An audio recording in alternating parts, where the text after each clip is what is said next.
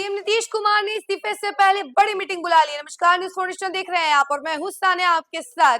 जैसा कि आप लोग जानते हैं कि सीएम नीतीश कुमार अब बिहार को अलविदा कहने वाले हैं, राज्यसभा के लिए शपथ लेने वाले हैं। जैसी जानकारी सामने आ रही है उसके अकॉर्डिंग कहा यह जा रहा है कि आने वाले 10 अप्रैल को वो राज्यसभा के लिए शपथ ग्रहण लेंगे। उसके बाद वो सीएम पद से इस्तीफा दे सकते हैं, लेकिन इससे पहले ही कैबिनेट की मीटिंग बुला ली गई है और ये सीएम रहते हुए उनकी आखिरी मीटिंग होने वाली है। कई सारे मुद्दों पर चर्चाएं हो सकती हैं, कई सारी बातें हो सकती हैं और ये आखिरी मीटिंग होने वाली है तो काफी इमोशनल भी हो सकता है। अब इसके साथ ही जो जानकारी सामने आ रही है हम जरा उसके बारे में आपको बताते हैं।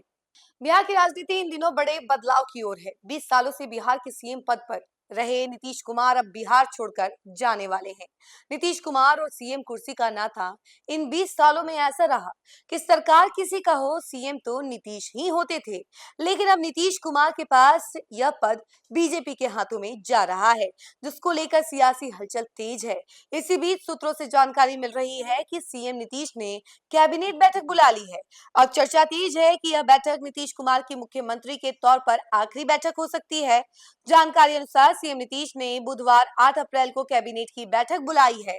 सूत्रों के अनुसार यह उनके कार्यकाल की आखिरी कैबिनेट बैठक हो सकती है।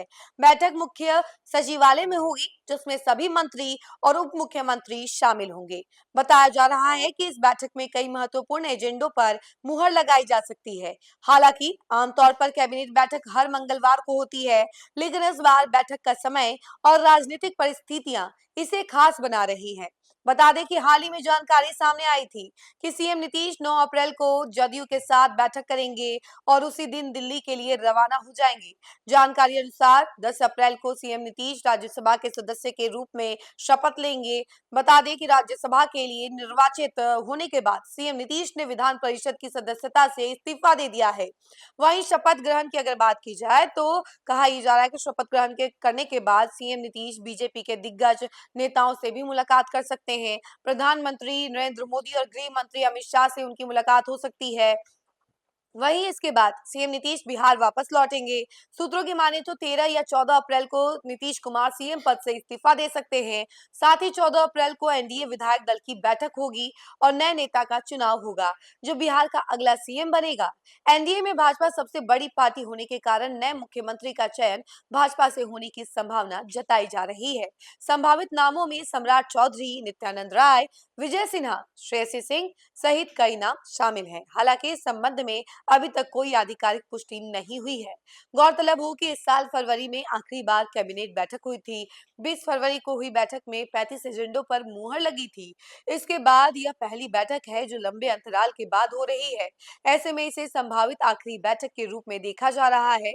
बहरहाल सीएम नीतीश 2005 से लगातार बिहार की सत्ता संभाल रहे हैं।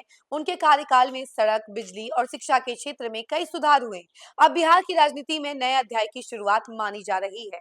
इसके साथ ही ये आखिरी बैठक होनी है और कई सारे मुद्दों पर चर्चा होनी है।